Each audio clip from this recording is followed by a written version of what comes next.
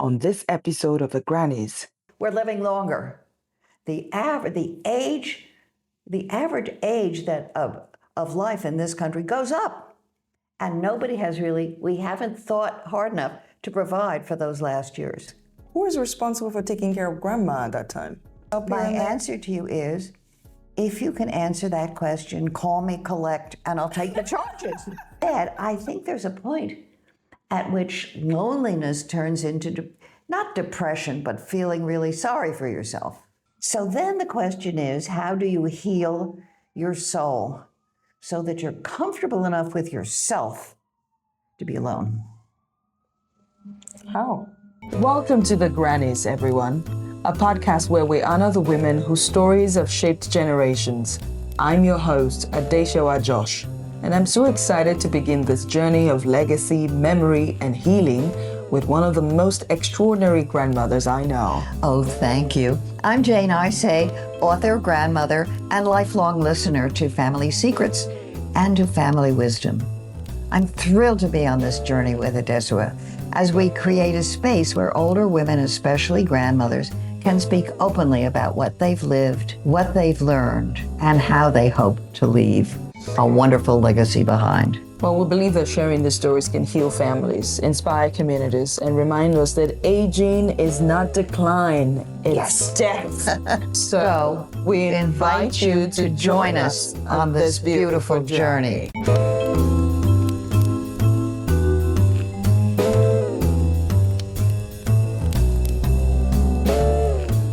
Hello! Hi, honey. Happy New Year!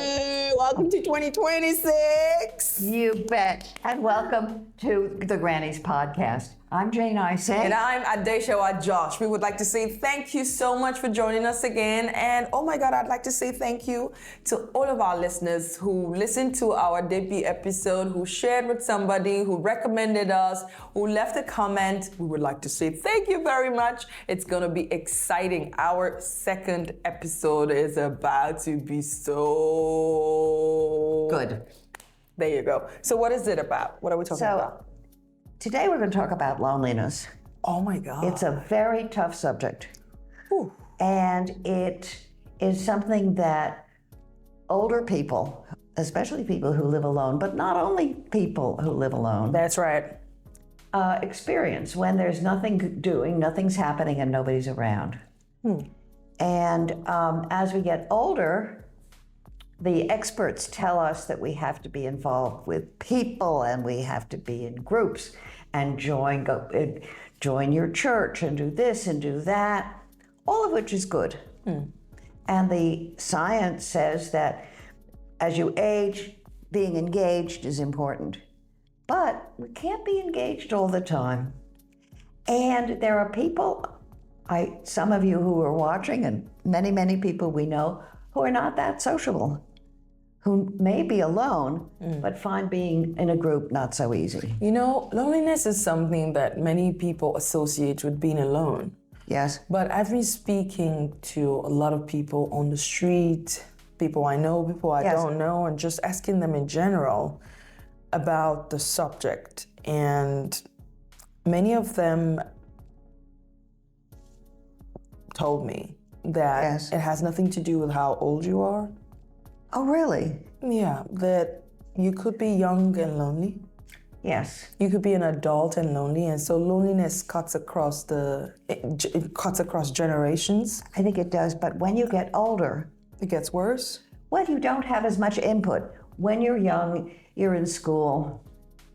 In your 20s and 30s, you're working, you're making a family, and there's a structure to your life. Once you're older and you're no longer professionally or in a family way engaged, needed, then you have to create your own environment. And it's part of, this is a new stage in our country, at least, because people didn't live as long as we are living now. And so when your usefulness had pretty much worn out, you were closer to dying. I'm very lucky to be having this conversation with you. I mean, as someone who's lived long enough to understand solitude, connection, Yes. loss, love, in ways that I clearly am still learning. I've never been a groupie, by the way. No, I'm me neither. I've always been 2 or 3 at a time is good for me. I love my own company.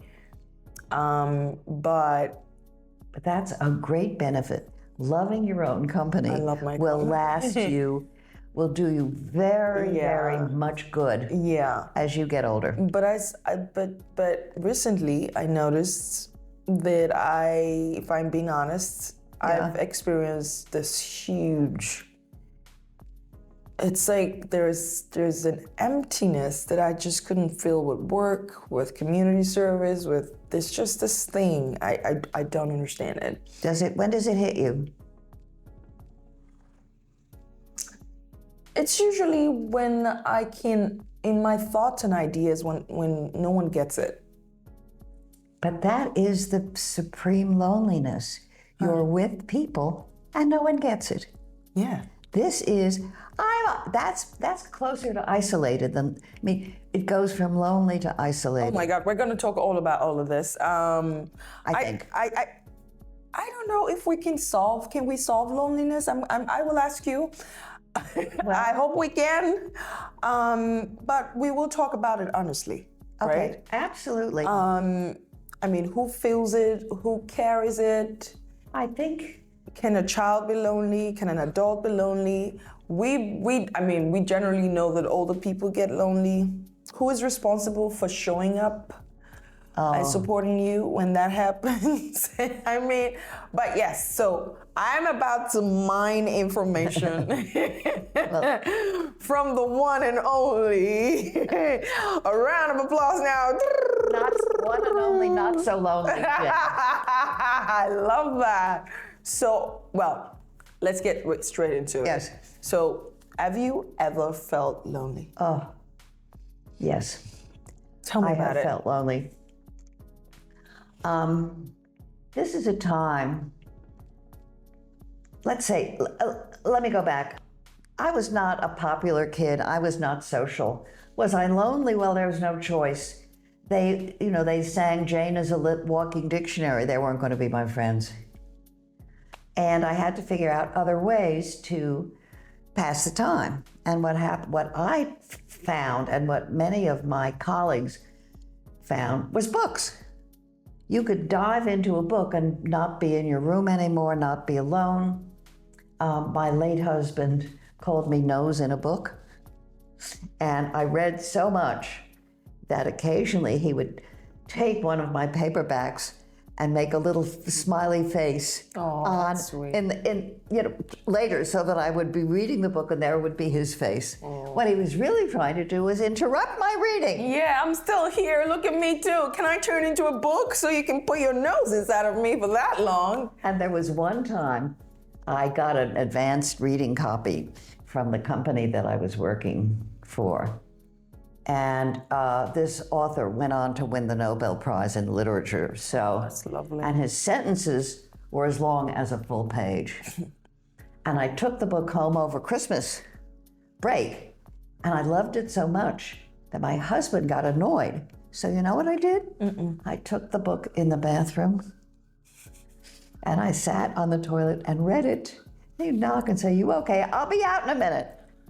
So that's the opposite of lonely. Oh. But so you're born alone, you die alone. And there are times when you don't fit.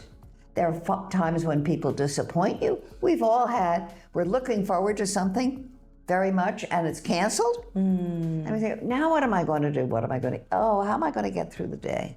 Can we describe because I think it's also very confusing for a lot of people trying to define what loneliness is. I think for me, when I feel lonely is when I feel like something is missing. Like Absolutely. I feel a disconnect. Empty. Yes. Disconnect. Okay. Yes, like something. So for me, without looking at the dictionary or what it means to somebody else, it is a disconnect. It is a sense that something is missing. Something, and for me now, this is also post-COVID. COVID plays a role in this because we were really isolated for 5 years and nobody's really paid attention to the impact of COVID, I believe. So I'm feeling lonely, and I say, when was the last time I saw a living human? Well, I saw the doorman. When is the last time I had a real conversation with somebody who I care about? Why haven't my kids called me? I am a warrior, so if my children, who are very, very dedicated to me and full of love, if I don't hear from them, I'm sure something terrible has happened. There's a group of us who worry, who go right down to the worst possible. Then there's a group of us who get angry. Why? I took care of them. Why don't they call me? We can text now. We can Zoom. I mean, there are many more modes of communication than there were when we were young, when I was young. And they all, if nobody uses any of them, you really feel lonely. And then you get sad. I think there's a point at which loneliness turns into not depression, but feeling really sorry for yourself. And this is the human condition. So as we get older and our work, we don't have small children who need us. When we get to the point where we are not needed by the children, by the family, by work, then we have to find a way to fill in the blanks. And I think today I was thinking, the self-help people say the 5 ways to stay healthy and live a long time. One of them is exercise. So is there a way, and the other is lots of people. Well, sometimes you don't have lots of people because everybody's building their own life and they love you, but they may not have the time. Or they may not feel like having the kind of serious, intimate conversation you have with your best friends and your children. So I take Pilates. I've been doing Pilates for 20 years, twice a week. And so my bones are very strong because the muscles are strong. So when I fall, at the age of 86, you're going to fall, I don't break anything so far because the muscles are so strong.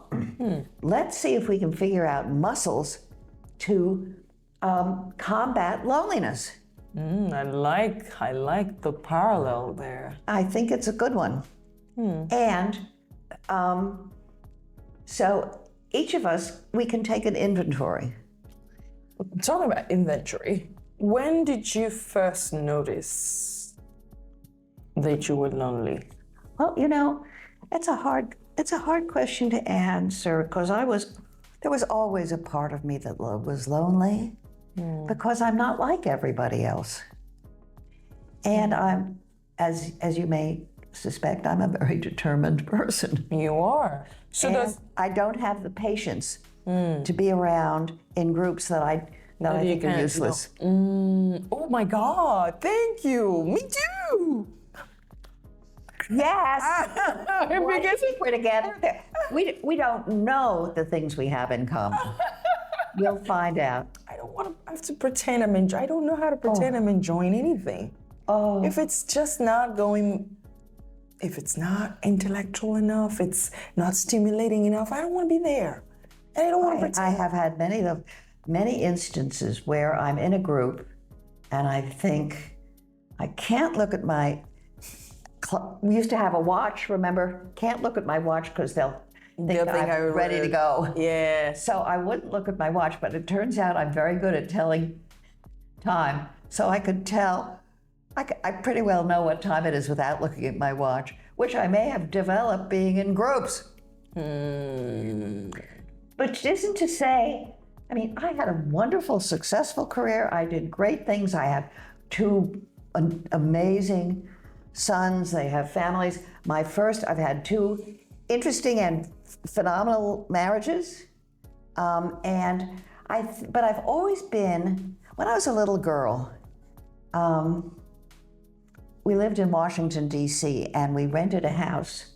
And my brother and I had rooms in the attic, perfectly nice rooms. And I would be sad and lonely, and I was 4. And I would put my arms around myself and I would say, "You'll be okay, Jane. You'll be okay." And I had this recurring dream. My mother had sisters younger sisters, they were in their 40s by this time, and we loved the aunts. They lived in New York, we lived in Washington. When they came, it was like a holiday because they were so much fun. And I had this recurring dream that the aunts had arrived at the front doorbell. And in my dream, I'd then run down the stairs. And in my dream, I would hug them. But of course, there was nobody there. And it would wake me up. So, yes, lonely.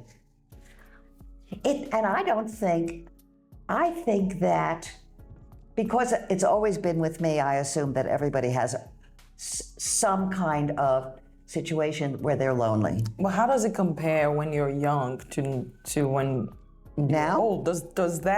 Does loneliness evolve as you get older? Yes, but then there's a period in your life when you don't have time to be lonely.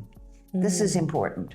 You're so busy. I was so busy. I had 2 growing children. I had a major full-time job that I worked twice as hard as everybody else because being a woman in the 60s and 70s at Yale University, you couldn't just be good, you had to be great. And I worked every minute, and I thought of myself as having wall-to-wall obligations. It was a rug, wall-to-wall rug. There was not a minute where I wasn't needed for something. I rushed home to make dinner. My first husband wanted his dinner at 6 o'clock. I had 15 minutes between getting home from work. I cooked Chinese food, stir fry, and on and on and on. And so the question of having some time on your own, just to reflect, walking to work was my time. So there's a balance between having time to be with yourself and to think, and being lonely. And for me, being busy all the time was also a burden. Now, when I was a medium-sized girl, when I was 11, 12, 13, we spent our summers in a lakeside cottage that a friend of ours had, my friend of my parents had invited us to, and there was nobody there. And there was a screened-in porch in a tiny couple of rooms, no running water, bathe in the lake, and there was nothing to do. So you would be lonely, but I found that letting my mind just float and just be me, I look at the leaves, at the trees, the leaves moving through the sky. It was very comforting for me, and I've grown to think that we need that time. Growing up, we need that time, and as adults, we need time where we're not busy for our creativity, for our imaginations, and for our souls to grow. I don't think our souls grow when we're busy. So it's a balance. I see kids today, they don't have a minute off. They get up, they're running around, they have sports, they have this, they rush home, they have homework, and when they're not doing what they're obliged to do, they're on their phones. And I keep wishing for them to have moments, especially my grandchildren, to have moments just to look out the window, just to watch the trees. Take it all in. Take it all and let the crowd of ideas and input just settle. Be quiet, settle. Let's talk about companionship. Well, yes. Well, so when I was growing up, my mother, who was an extremely busy woman, she wrote a daily column in the New York Post. She had to write 6 a week. Wow. She was busy. And she slept in. She was not an early riser. But when she got up, my father brought her breakfast in bed. Oh. It was coffee and juice. Nice. And then as she was having her breakfast, she had 3 girlfriends she spoke to every morning. And that was her way of getting into the world. She died in 1979. I have 3 friends I speak to every morning. Not so early, 2 of them I speak to in the middle of the day. My girlfriends sustain me in a way that no other people have ever sustained me. How important is it to have those relationships, and how do you cultivate them through life? You understand, you treasure them, and you take, friendship is one of the great, if I believed in God, I would say friendship is one of the great gifts of God. When you're raising your small children, if you have a friend to call and say, I was going to hit him, but I was so mad at him. Am I a terrible person? No, you're a good person. You didn't hit him. It's like that. Hang up the phone. They're complaining to your girlfriends about what's going on in your life is, I think, a very important element of survival. They don't have to have 3. You don't have to talk to, but I have found that if there is somebody in my life who will listen to my complaints without judging me and without telling me what to do, just hold my pain, I can heal myself. Just to know that there's somebody who loves me and listens. I had this with a cousin years ago. It was when my second husband died, and she was until she retired a preschool teacher, and I had gone to help her preschool teacher class, and we were waiting for the plane to go home in the car, and she said, "How are you?" And I just vomited and she never said a word. She didn't say, "You want to go into therapy?" I'd thought about that. She didn't say, "Get away." She just listened. She just listened. And that's when I knew that we were going to be best friends for life. And we are. We have the same name because my aunt loved me so much that she named her daughter after me, even though it goes against our religion to do. We talk every morning. When I get my Wordle done, I send it to her, she calls. So, and I haven't seen her in person for years. We do FaceTime. Mm-hmm. But this is, with that kind of friend, you have permission and give permission to show the worst of you, the part of you that you might be ashamed of, because if you need to talk about it, there's nobody. You can't just let your guard down and let anybody know how sad you are. Mm-hmm. Oh, and the other thing with grief, they say you'll feel better in 3 months. You'll feel better when you feel better. And if you have this voice on your shoulder, it will say, "Why are you still sad? The books say you should be better." And, I find myself, the voice on my shoulder is always murmuring. You didn't do enough in life. You only wrote 4 books after you retired. What? Give me a break. That voice, Jesus. So then the question is, how do you heal your soul so that you're comfortable enough with yourself to be alone? How? You think about your life. You forgive the people who hurt you, because being angry is a burden. You forgive yourself for the behaviors the mistakes you made. We all make mistakes. It's human. If you've made mistakes and you've hurt people, you find a way to apologize and to do what you can to make things better for that person. There's a whole moral band, a band of morality and behavior that if you want to be comfortable with yourself, you may want to heal some of that. People who are lonely, are they paying for something bad they've done? They think they are.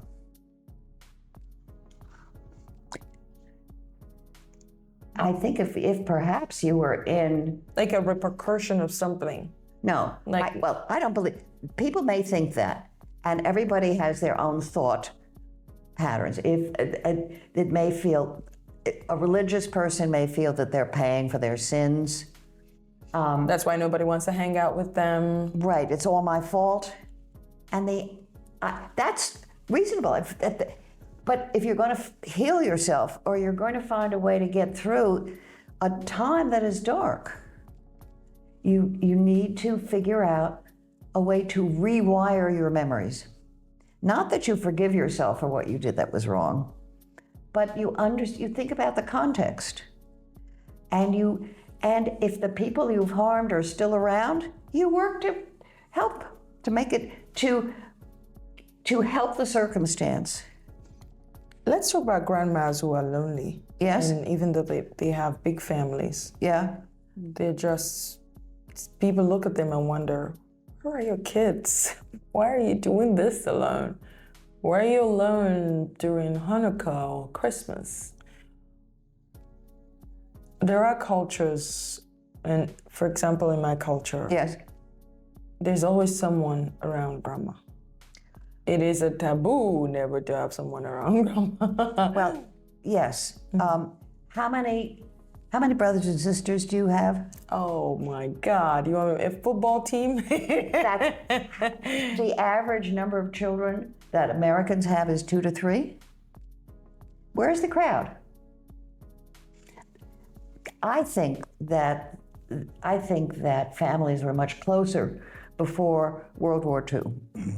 There was much greater poverty. People had to live together. They were crowded.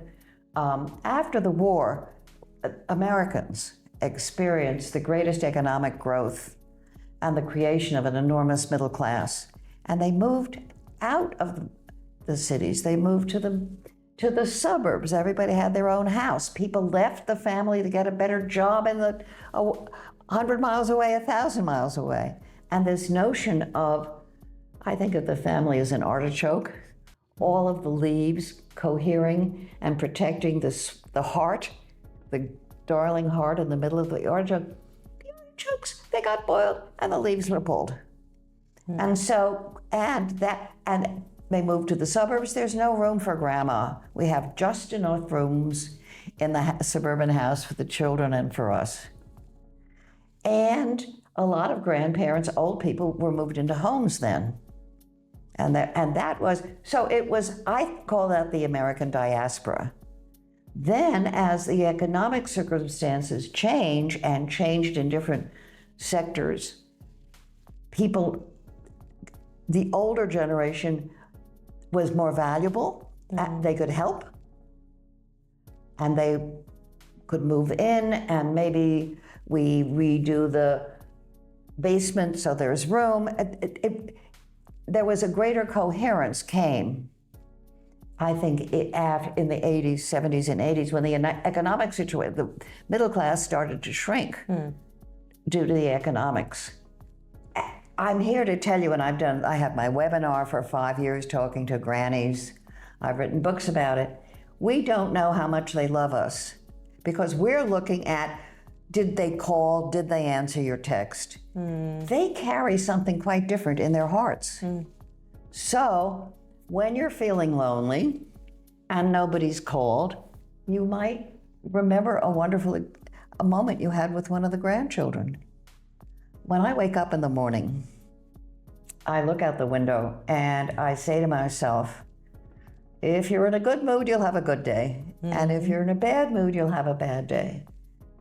So see if you can figure out how to get a good mood. Now, it's before I read the nightspapers, because there's enough bad news in the newspaper. Oh my God. And I've at my children's suggestion, I've stopped watching the nightly news because it's too upsetting. So I'm lying there and I'm thinking, what? Then I picture one of the grandchildren, either a baby picture or a conversation we had last week. Cheers me up. You know, with the shift in the way American families are living together or not living together now since the World War II, we're seeing similar shifts in developing countries. Yes. But definitely in Western countries, there is this there is this bout of loneliness, especially among older adults Yes. and the older people. And you have talked about how elders were treated then because there was a lot of poverty. People needed to live together and support each other. did. Yeah, versus now everyone is gone. But you said that is shifting a little bit since the shifting. 80s. Because the economics. Yes. And there's a substantial portion of grandparents who live near their grown children and grandchildren who've been asked to pick up the children at school and drive them around. And for some people, it's wonderful. Some people want to have their freedom. And about a year ago, I was interviewed by a newspaper reporter. Some of the grandparents, wanted to be paid for picking up the grandchildren. And the grown children were not much in favor of that because they thought it was do it. Do it. So even being needed, sometimes being needed is inconvenient. And so what do you say? What do you say to your kids? I can't make it. I have a doctor's appointment. Gee, I'd love to. So but I can't. Or then you cancel things and you do it even though you don't have the energy. There's also the fluctuating energy. And, we're in the city and you have public transportation, but if you have to get behind the wheel of a car, and you're picking up somebody late in the afternoon in the winter, you may not want to drive in the dark. There are all kinds of things that happen to us elders in our senses, our energy. I can't read a map anymore. During COVID, I lost the ability to read a map. Fortunately, I don't drive. It's a benefit to the world that I'm not behind. But there are capabilities we lose. I have trouble opening a jar now. So I have to figure out how to deal with that. My hands get stiff. As you were speaking, you said earlier on,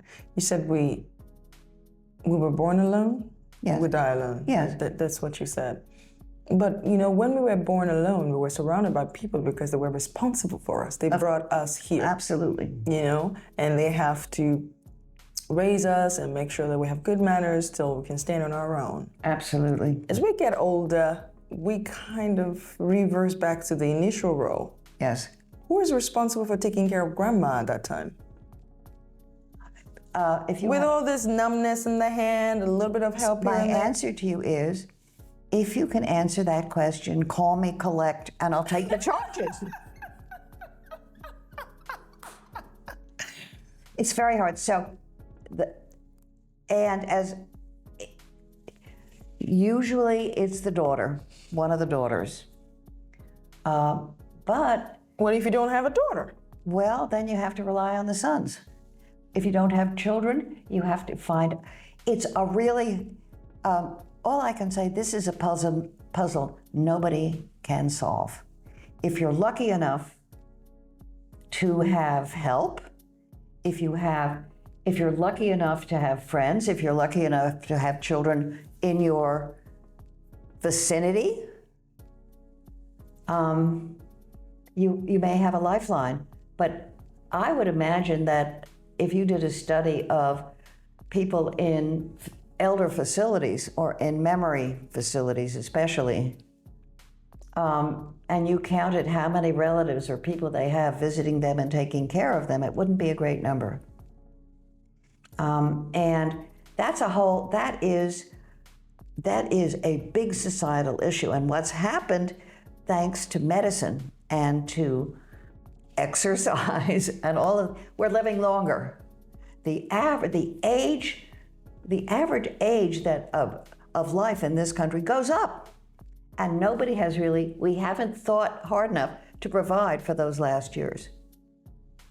And when you say provide, it's not just financial provision. You're talking about emotional. The whole thing.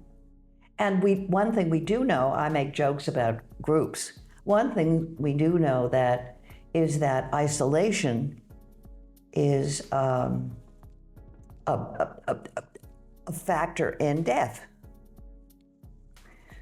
But the question of elder care from the point of view of the society, it's another question. We're talking about the emotional and social and intellectual and financial sources of strength into while you still have your brain. Once you get dementia, it's another issue because you're not yourself. And I can't tell you, I can't solve that. I don't know what to do about that. It's hard on the children. You have wonderful children who'll take care of you. It's hard when you have the same conversation with them every day because you don't have the ability to have a conversation. It's hard if you get lost. Oh, you go shopping.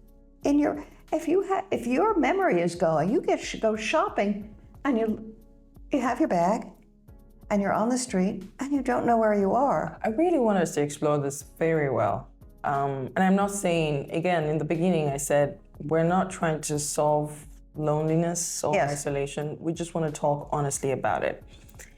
When parents have kids say the same thing over and over again and drive you crazy, don't they? That's why I love it. Absolutely. We do that, right? And you go, Mom, I want my bread. Mom, can I have my bread? Mom, bread now. It's the same thing over and over again. It is. I'm just trying to draw the parallel. And for some reason, the mother is there not killing you. They haven't thrown me out of the window yet. We know as mothers that you'll grow up, you'll be able to get your own cookie, that this is temporary, that there will come a time, there are periods where the demands are unbelievable. And when, Mom, I want a cookie, what I used to do is just stop hearing it. Turn it off. So why is it hard? And there could be a lot of reasons. Because the end is death. The end is not growing up and going to school. The end is the end of your life. That is not something people like to think about. And if they say to themselves, well, she's only got a couple of years, they feel guilty because they're wishing the relative to be dead. So is there some kind of arrangement we can come into? Because families have all kinds of arrangements. Yes.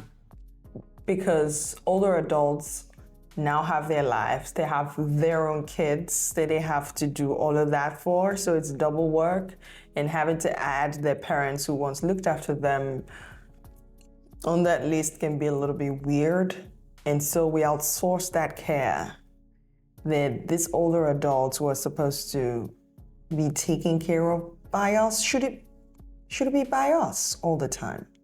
Well, if we can. There's no should. There's no all the time.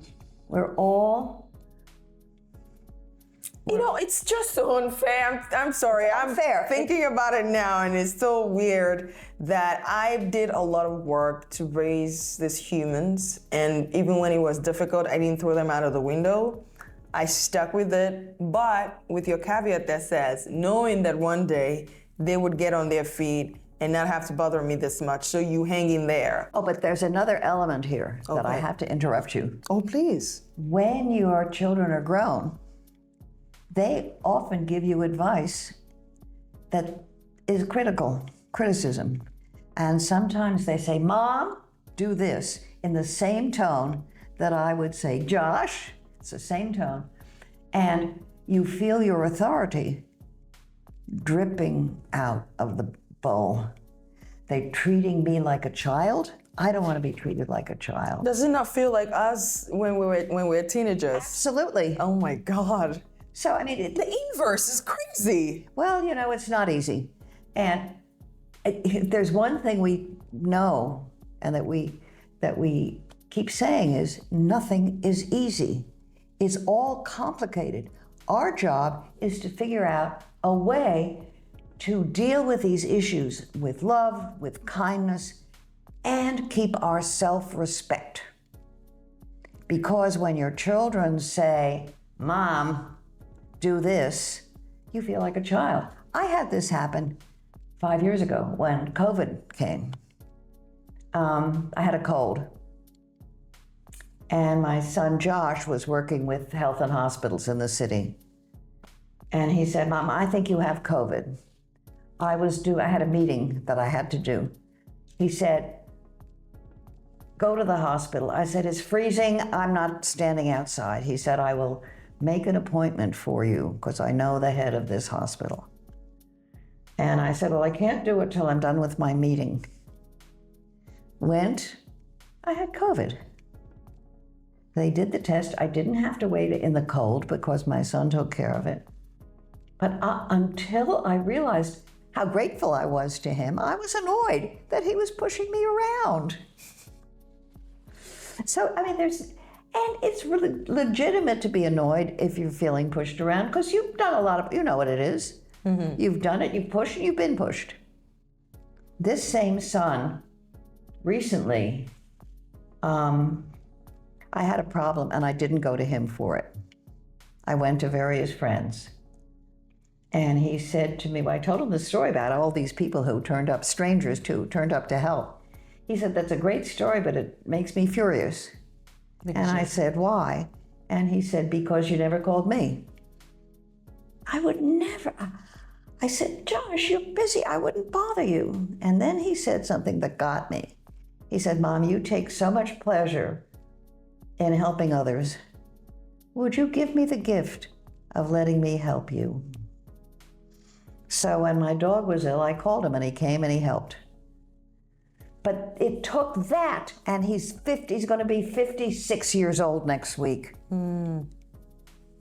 So there's this constant back and forth. It's mesmerizing.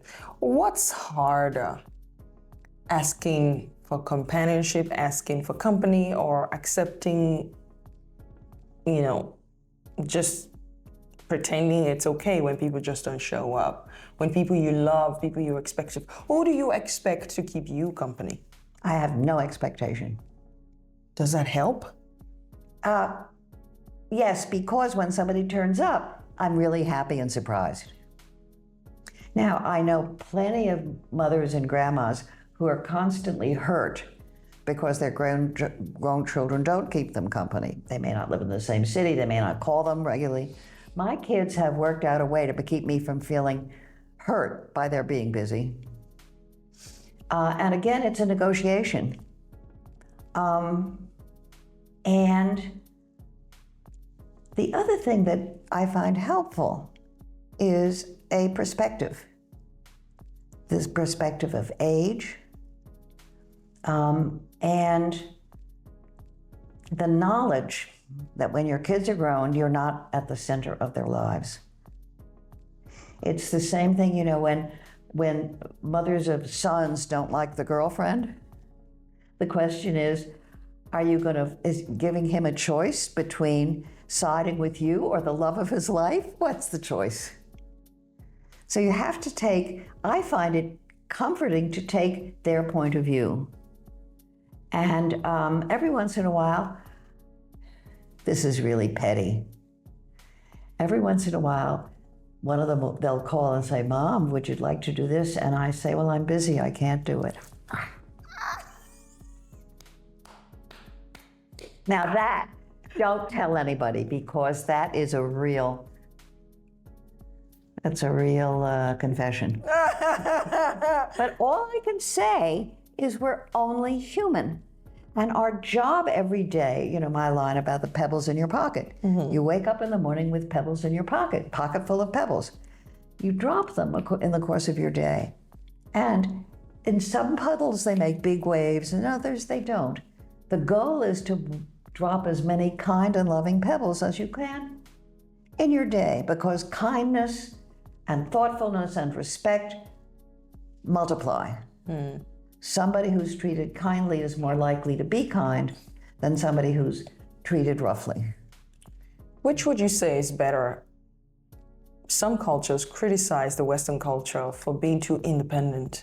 Absolutely. For being so, in fact, some people call it self-centered. There's this individualism that has been taken Absolutely. way too far. I agree. And it's breaking the fabrics of culture and of society. Do you think that will get fixed anytime soon? Well, we're in the middle of a cultural revolution in this country. The tsunamis of change are hitting the beaches. I'm an optimist, and I'm hoping that all of this, I don't know, but I'm hoping that all of this weirdness in our country, when we start rebuilding, maybe we will rebuild in a more thoughtful way. Because from my point of view, it's so much of this has to do with capitalism, with individualism, and with, it's certainly made a great country here. But there's a lot of suffering, and a lot of it is being disassembled as we speak. So maybe we can do it a little better. And I think that to the extent that we have lost the focus on family, it's not good. On the other hand, if it's only about family, people feel constrained, they don't have freedom. There's always a balance. And when I was in the book business, I discovered a psychologist her name is Mary Pfeiffer, and she wrote a book called Reviving Ophelia, and many other books. Changed the way people think about teenage girls. And she was bringing the culture into the family, that there are cultural issues that everybody faces. And I think she's right. She changed me from being a Freudian to being a cultural. The other things Mary always says, it's not either or, it's both and. And we have to expand our spirit, our soul, to engage both and.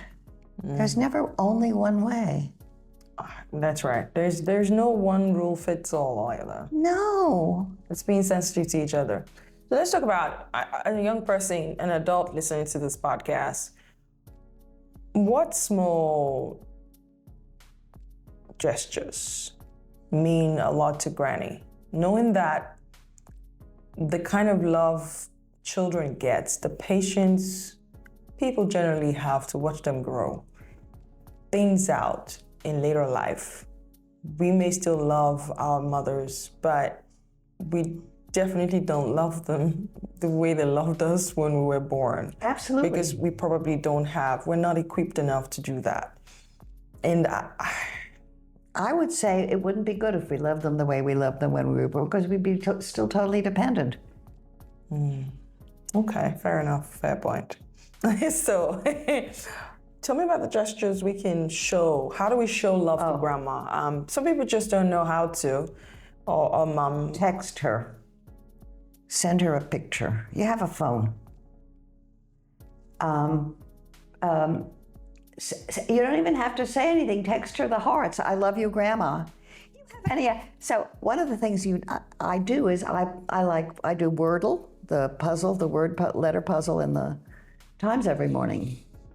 And 2 of my grandchildren like me to send it to them. 2 of them don't. I've said, would you like me to send you Wordle? 2 of them said no. 2 of them said yes. The 2 that said yes, I send them every day, and they send me a love note back. Communication. Anything, communication.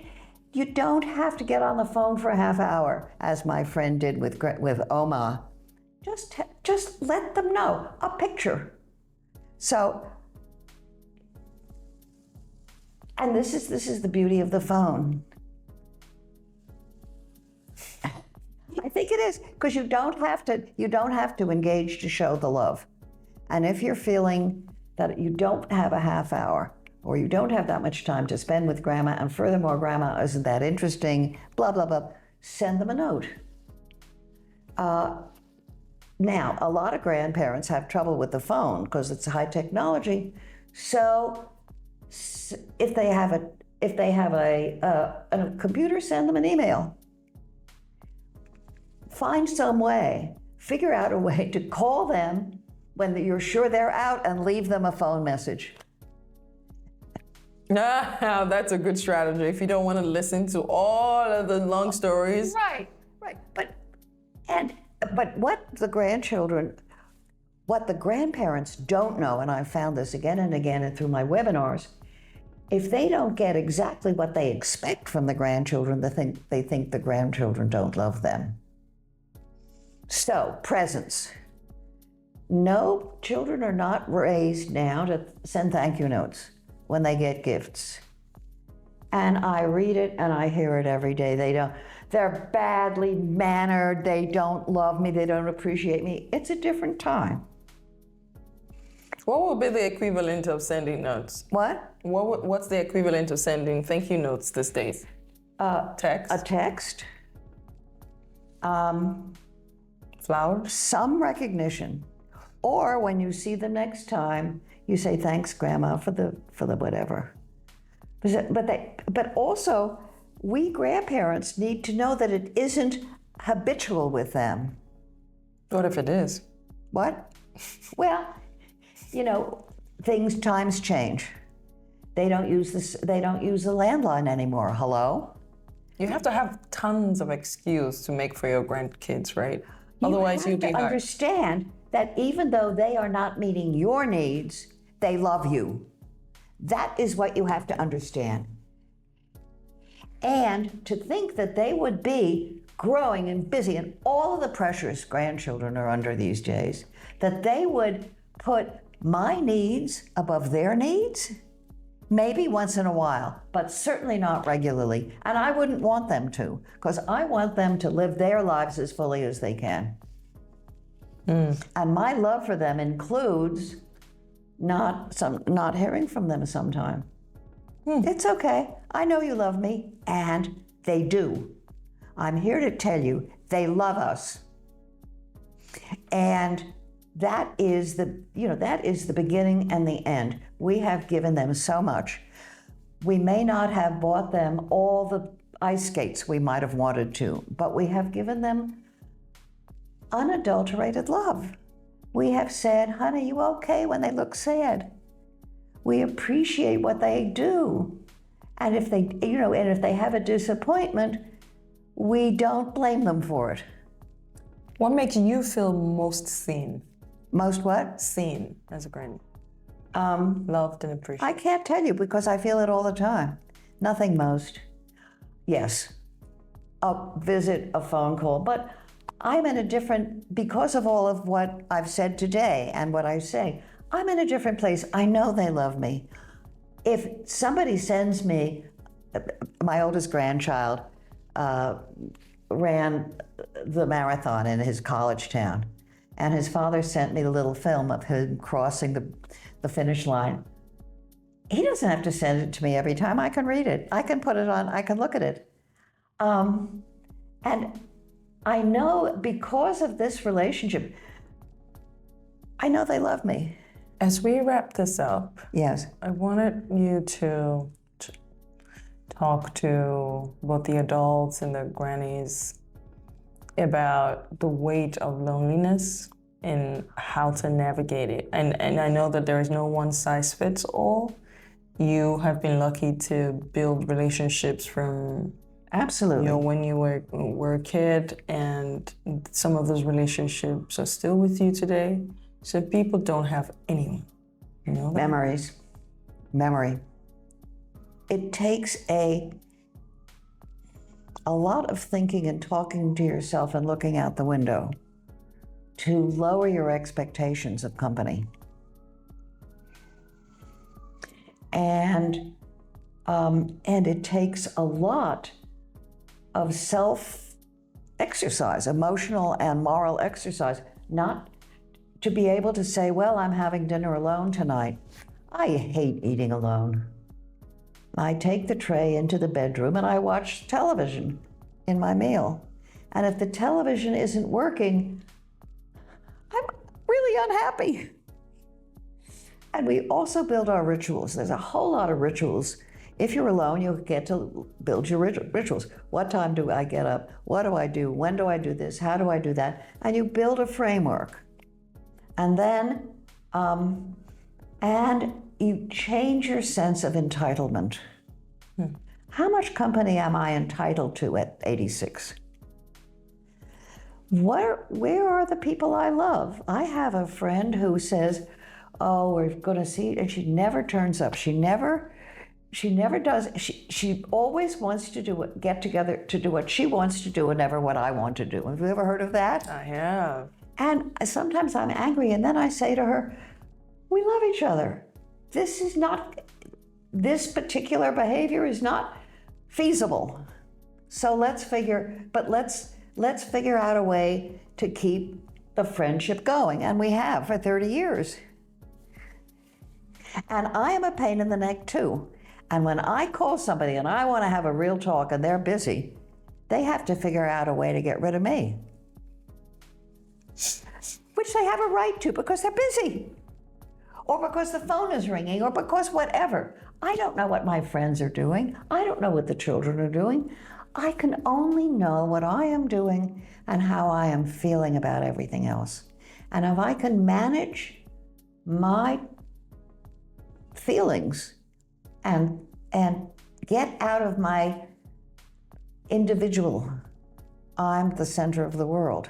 This is part of the trouble in America. I'm owed. I raised them. They owe me. Well, maybe there was an accident in school. Maybe they're off taking the kid to the x-ray, you know? These things happen. And the more we can widen our perspective so that our expectations are realistic, the happier we'll be. That's true of life. This is what I'm taking away from this conversation. Yes. Which is the support we get at birth is not the support we get when we get old. Yes. And for some reason, the people we have invested into may not be the people who would always show up for us in old age. We're somehow at the mercy of the society and community that we live in. And yes, hopefully, and we're also at the mercy of our genes. And genes, yes. And hopefully some of the good work we've done and continue to do. Yes. So not having a sense of entitlement and just taking it one day at a time will help older folks navigate loneliness. Absolutely. Perhaps make older adults also understand what we can and cannot do and kind of forgive ourselves. I haven't lived at home for more than a decade. So if I were to judge myself in terms of who takes care of my mom, who is supporting her, I would feel guilty. Yeah. But there are other ways I try to be there for her. Yes. And that's both and. And you know, to be honest, after a month, I want to go home. I'll be like, a month here, you want to go home, and after a month at home. I want to come back, yes. Sure. Even my mom be like, oh, thank you. You know, there's this crazy pull and push between. It's universal. Universal. We used to drive down from New Haven to visit my parents, my mother and father, here in New York. And the deep breaths of relief in the car on the way north were, it's hard. I know. But so is everything. Yeah. Old age is really, I'm just processing it now, how you cannot feel entitled as an older person. Because you did all of that work. It's supposed to be an investment. Yes, and if we lived in a culture where that was how we lived, and where the grown children didn't have the responsibilities, shared the responsibilities with another generation, maybe they'd have a little energy for the back and forth. It's just our culture doesn't make room for it.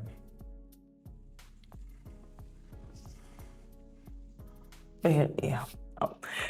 Like on that happy ending. But we were very sincere from the beginning that it's not about solving it, but we're going to talk honestly about this. Yes. Being very honest, and I'm going away thinking, Yes. I still have hopefully 50 more years at the very least. So I'm like, when I get old, would I have a community to support me? Will my kids take care of me? Like, not like babysit me, because obviously I would be like, don't do that to me. Don't treat me like I am a kid and things like that. But would they understand what I need and the balance? Well, one of the things that we get to do is to find a way to explain to the kids what we need without saying, you ought to do this, you ought to do that. There's a way to have a conversation. I have said to my kids, when you say mom like that, it sounds like the tone I used with you. So could we have a different tone so I don't feel attacked? Talking about it. Talking about, very, very hard to do. And there's plenty of times I haven't done it, many. And nothing is perfect. Nothing is perfect. Okay. Final word on loneliness. Final word. Final For what? grannies and for our adults. I think we'll talk about adult loneliness another time. Yes. But yeah, final word. It's hard, but it's not the worst thing in the world. And there are ways that we can combat it. And remember, the clock ticks and it will change. The day will close. You'll get up the next day and maybe it'll be a little better. Thank you for coming on the ride with us. Jane and I would like to hear from you. Please send your comments to thegrannies.podcast@gmail.com. thegrannies.podcast@gmail.com. You can listen to the Grannies Podcast on Spotify, iHeartRadio, Apple Podcast, or wherever you get your podcasts.